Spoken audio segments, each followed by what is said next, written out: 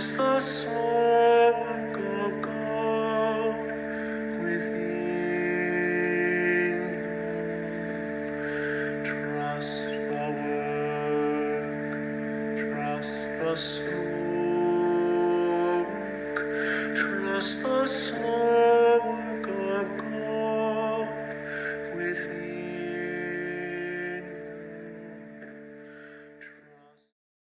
you. Okay. Well, I serve a church, a pastoral-sized church in Gallup, New Mexico, and I have been ordained a little over 27 years. My vocation has really been more of it's not a vocation to me. Ministry isn't a vocation. It really is it's something that God places on the lives of all of us. It's not just some kind of calling. It's something like when God has dipped his finger right into the pit of your soul and he left a light there, and that light does not go out because God has ordained that light to lead in ministry. And so I don't care how much water you try and pour on it, drown it, suffocate it, build a wall around it, that light is not going to go anywhere. Now, you can choose not to follow the light, or you can follow the light and go, okay, this is not for me. You can make those choices. But when God has dipped his finger right into your soul with that light, no matter how long you live, it's going to be with you. You as a human being, as any human being, gets to choose to do it or not do it. And I say that because as this human being tried hard as she could not to do this, she just ran from one end of life to the other, trying to dodge it, leave it alone, stamp it out, anything she could do, but it didn't work. So here I am. And what I have had to learn about the ministry of Jesus Christ is that this thing is not easy. It's no piece of cake. And even if you do on occasion get a scoop of ice cream on top of it, that ice cream can melt so quick and get your cake so soggy you're wondering, is it even worth eating? Every morsel that God gives to you, to us, to me, I don't care whether it's dry or moist, it is worth it, because in the end, you will have done the will of God in such a way that your life will be a testimony to trusting and obeying when you did not want to do it. So for you, when did you first sort of hear or feel that light and the call of God to you? Well, it really started coming out of me when I joined the police department back in the early, not in the early 70s, the mid 70s. I don't know that I really knew that it was there even as a teenager, because I grew up in a denomination where women could only be missionaries. And so it was never something I was encouraged to do. No woman was encouraged into the ministry of Jesus Christ other than as a missionary or usher. Because the men ran everything, the board, the pulpit, the money. I mean, the men had all of that. That was not anything a woman was privileged to do. But soon, no sooner than I got out on the police department is when I started realizing that particular call, that light, that flame was there. But that's why I was telling you, I did everything I could to try and drown it, dodge it, circumvent it, do whatever, because I knew, because I had been brought up to being told women don't do ministry. So, when I was talking about the personhood and the upbringing, it isn't always right. It is not always right. People teach you what they've been taught, and you take it. And some of us, it becomes the gospel for us. But for others of us, and I'm one of those others, I had to start confronting the upbringing. I had to confront what I thought was my personhood based on my upbringing. And I started realizing I'm not any of that. That value system is not mine. That belief system isn't mine. Now, don't think I don't have some of it. I still do. But some of it I had to let go because it did not fit who I am. And there are a lot of people who don't seem to get that. Your upbringing and the personhood you have been given in this life don't fit who you are. And you're struggling and fighting. Even the people who come to our churches got the same problem. They're trying to be mom and dad. I mean, well, you can just go right ahead. Well, I don't want to be mom and dad. I got to be Diane. And Diane could not be mom and dad. Yes, mom and dad gave Diane some layer, some foundation. But then when Diane got out on her own and started understanding for herself, she had to start evaluating, this is not for me. I just cannot handle that. And so instead of constantly finding myself in a conflict and a rage of anger and what else, I had to start realizing, okay, listen, you're going to have to either change your ways, and changing your way is not simple. Growing is painful. Looking at yourself inwardly is a painful journey. But when you're in the ministry, you got to do that because you got to deal with a lot of other people's pains and miseries. And so you can't let their pain and misery get caught up in yours. So, I had to start realizing that. So I had to start working on my own pain and misery, my own selfhood, my own upbringing, so that I could distinguish from my church members, their stuff from mine. Because a lot of times I'd say, that's your stuff. You're going to have to handle it. I can't help you on that. And that's the way it is. I don't care whether they like it or not. That's the way it is. I'm not going to. And I know we have been taught, women have been caregivers for so long. It's ridiculous. What we're supposed to do, take care of people and fix crap. We can't fix anything. Sometimes we can't even fix ourselves, let alone fix somebody else. I had to learn that. There are things you cannot fix, and there are things you cannot resolve. You live with them. So you weren't raised in the Episcopal Church. How did you find your way to the Episcopal Church? Now, again, I got to go back to the police department. I was, here's another upbringing situation for me.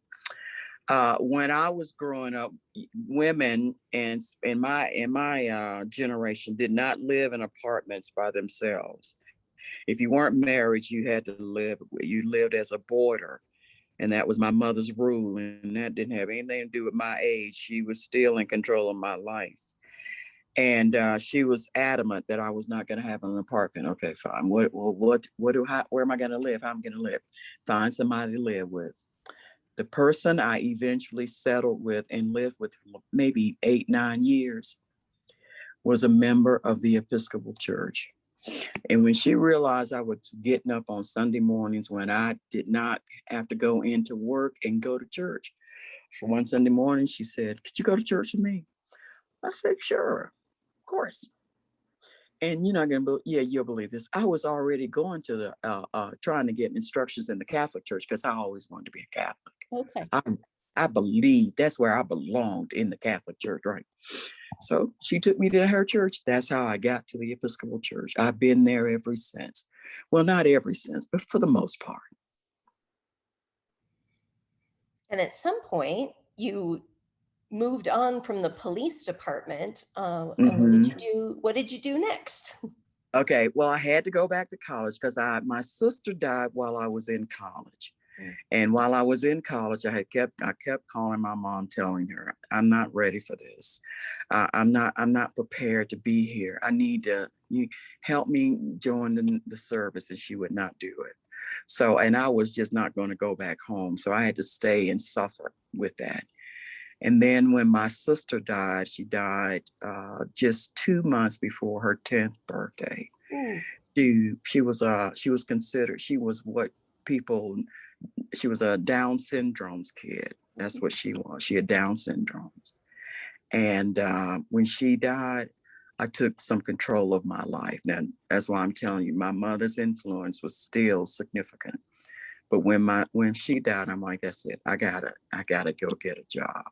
Well, see, you gotta know, I had enough sense to know, even as a younger a teenager going into my adulthood life, I was not meant to do factory work. I wouldn't do that. Was not my call.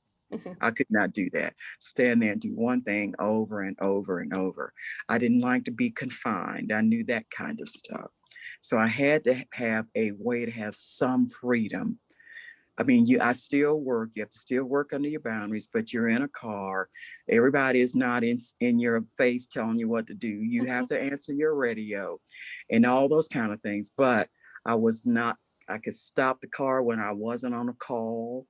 I could get out and go to the bathroom. I didn't have to wait till break and all. Oh, I mean, the police department was a great place for me to start in my life. So then you had to go back to college. Yes, I had to go back to college and finish it. And then let me see. And then a bishop in the diocese where I had been going to the Episcopal Church called me in and asked me if I wanted to go to Virginia Theological Seminary. And I said, no, I'm not going to be a preacher. I want to be a lawyer. I'm not cut out to be a preacher. He asked me once or twice, and I still said no. It was a big mistake because I would have gone tuition free. Never had but I didn't have enough. Well, I did have enough sense to know what he was asking me. I just didn't have enough sense to realize that flame I was telling you about, it doesn't go away. You can run, but you can't hide. And they ain't lying. You can run, but you cannot hide. And so eventually that flame exploded, and it was more than just a flame. It was building. It was like a little campfire. It didn't become a bonfire yet, but it was starting to be a campfire. And I was doing everything that I did, everything I could do to douse that thing, everything. It just was not working. So eventually, after I finished college, I kind of went through a period of 2 or 3 jobs, none of which worked for me. And I just really had to go to God and start praying and asking him, where did I belong? Because all the law schools that I applied to turned me down, and that was not the place, obviously, where I belonged. Mm-hmm. So I had to start listening. And so I ended up going to seminary. And that was my journey. That was the beginning of my journey, moving toward really working and serving in the Lord's ministry, in the Church of Jesus Christ, I should say. That's where it is.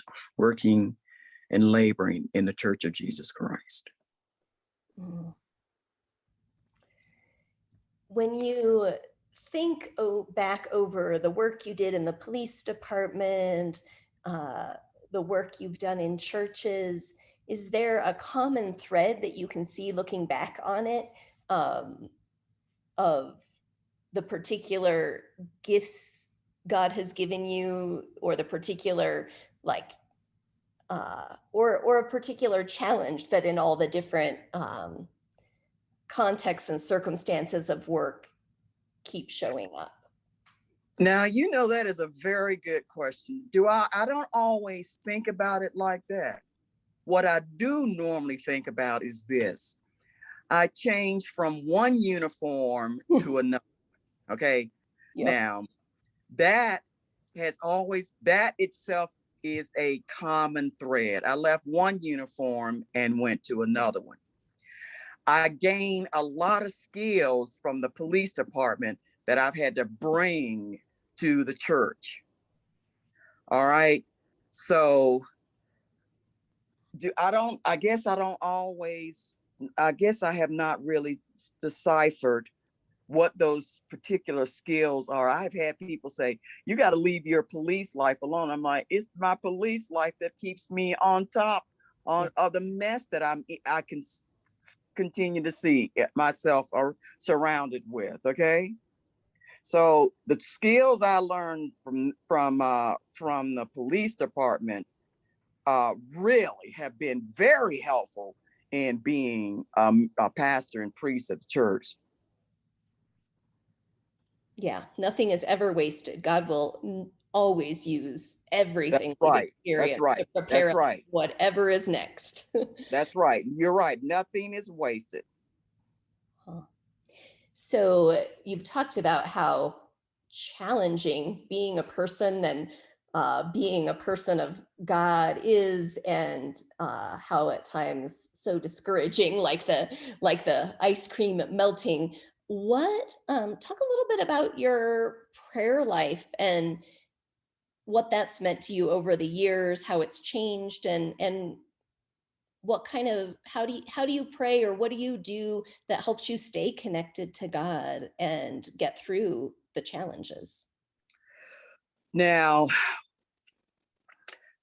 part of moving out here, first thing of all, when you are a priest and pastor of a church, prayer is one of the most difficult things you have to engage in, because you have this conflict between what you believe and what is going on. See, that it's hard to reconcile what you read and believe and pray based on what you see and experience. Mm-hmm. It is very difficult. I mean, I don't know about you, but I have really had a hard time dealing with praying and believing in the word, and then dealing with the people who, who don't believe in the word Right. and want you to jump. I'm like, oh my God. So I do pray. I do pray. I have times for meditation. I mean, I don't do it every day the way I should, but when I do it, I'm usually at it for at least 50 to 60 minutes. I mean, I definitely pray.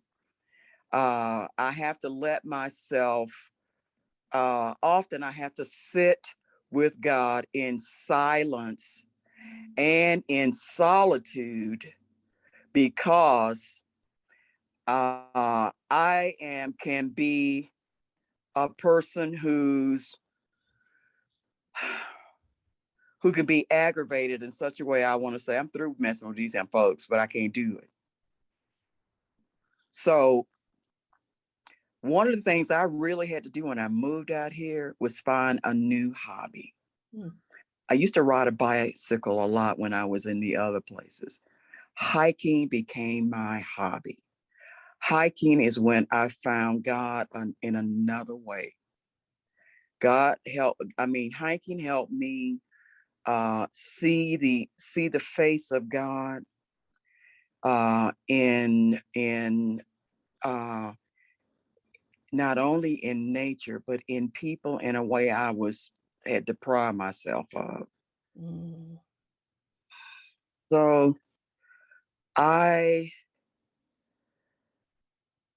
I am hiking. I mean, I can't do it during the winter months. I have to let myself, one of the things I will do, sometimes I'll just, the pandemic kind of put a dent in a lot of this. But the thing is, the hiking, when I can't hike, I will sometimes just simply go to to a state park, mostly McGaffey, and just sit in the car and just sit there for sometimes 2 or 3 hours. Sometimes I even go up there and read my Bible or write my sermon so that I can be a part of the nature of God. Mm. Especially during those months where I can't, um, go walking. Yep. So it sounds like nature, movement when you can, or exercise, and silence and solitude are critical to keeping you strong for the work God is calling you to do. You live in a kind of isolated place. I wonder about what are the ways you stay connected to other people who can encourage and support and strengthen you for your work. Now, I don't do that a lot. I'm not going to tell you a lie. I don't do that a lot. I need to do it more. And the pandemic really showed me. Now, it didn't, I mean, because the pandemic helped me understand just how important it was for the clergy meetings that we were having. Oh my God. Sometimes the clergy meetings would be the only place where I actually was able to get a really good hug or somebody to hold my hand for a few minutes. Oh my God. I just can't tell you how much I miss that. I'm glad that we're going back to that because I live so far from that kind of let me see what's a good word. I don't have that camaraderie kind of relationship. You know, I have a couple of priest friends that I call and talk to them. But, you know, I mean, when you're single, and I'm single, I haven't been married, ain't gonna get married. Marriage was not, I mean, it may have been in the plan, but I just was not gonna let it happen. There were other things going on in my life that said, no, that's not gonna happen. So, you know, I discovered human touch is the one thing I miss more than anything during this pandemic. And I felt lonely. I felt quite lonely, a lot lonely about it, because I didn't have that. I just didn't have that. We're all wearing masks. We're all scared to let somebody else in your house. And it was, oh my God. I can't tell you how much I missed it and how much I needed it. Yeah, there's nothing like the total absence of a thing to realize maybe it's something you can let go, or maybe it's something you desperately need. I That's the desperately thing you needed you. desperately need. That's right. We all need it. I mean, even the asshole, excuse me. Oh my God, I'm sorry, I forgot that. That's all right. Even the jerk who's in prison needs somebody they need to know that there's some kind of care coming from somebody, even a prisoner. They probably And need to know it more than most, right? that's right. They probably do. And you know, I'm in this crazy place now where and you know, see, I'm not a person who feels lonely. I'm not a person who feels alone. Now, I have had some lonely moments, but I am not a person who feels alone. Um, and I have learned that. See, that's one of those other things I was telling you about from the childhood thing. I don't have to have a lot of company. I don't feel alone.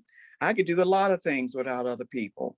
But there are some things I would like to do with other people. I'm just not going to do by myself. But I don't need a person to be with me. I don't need a person to go with me hiking. I don't need a person to go with me to a museum. I'd like to have somebody go with me in a museum because I like to talk about what I'm seeing.